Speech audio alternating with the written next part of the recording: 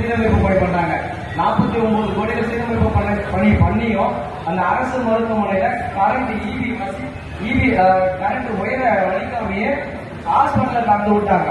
அதுக்கு பல கோரிக்கை வச்சுட்டு மாசுபுரமணி நேரடியா எங்ககிட்ட வருத்தம் தெரிவிச்சார். தெரியாம தந்துட்டோம், மன்னிச்சிருக்குன்னு சொல்றாங்க. இன்னைக்கு அது சிறப்பான முறையில் எழுதிட்டு இருக்கு. அதுல ஒரு குறை இருக்கு. என்னன்னா எம்ஆர்ஐ ஸ்கேன் திருவள்ளூர் டிஸ்ட்ரிக்ட்ல ஏறத்தாழ ஒரு 50 லட்சம் பேர் வசிப்பாங்க. திருவள்ளூர் டிஸ்ட்ரிக்ட் சுற்றி சென்னை வெளிவாக்கு வரை போகுது திருவள்ளூர் டிஸ்ட்ரிக்ட்.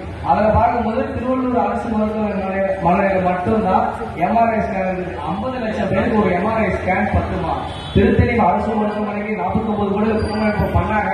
பண்ணியும் அந்த எம்ஆர்ஐ ஸ்கேன் கிடையாது. ஆனால் பருத்தூர்பேட்டையில் அந்த சரவணை கேட்டு ஒரு டப்பா மிஷின் கட்டணம் வச்சிருக்கிறாங்க. அது வேலை செய்யறதா கிடையாது. வாரத்தில் 3 நாள் வேலை செய்யறத சொல்றாங்க. அதை இன்னைக்கு வரைக்கும் அது செயல்பாடு இல்லை. அதில் வேலை செய்யற பையன் என் கூட படிச்சிருக்கான். அவனுக்கு அரசு பணியெல்லாம் கிடையாது. டெம்பரரியான ஒரு சம்பளத்தை கொடுத்து தான் வச்சிருக்காங்க. தமிழ்நாட்டில் இப்ப எந்த மூலை எடுத்தாலும் எதுக்கு எடுத்தாலும் ஆசிரியர்கள் போராட்டம், நெசவாளர்கள் போராட்டம், எல்லாத்தையும் போராட்டம்.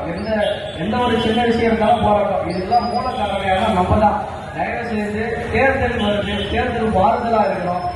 தேர்தலா மட்டும் இருந்தால் மறுபடியும் இதே பஸ் ஸ்டாண்ட்ல எதிர்கட்சி இந்த 4வது முறை உட்காரணும். அடுத்து உட்காரணும். அப்போ நான் ஒரு கலந்துரை அடுத்து உட்காரணும். அதனால சிந்திச்சு வாக்கு சிதறாம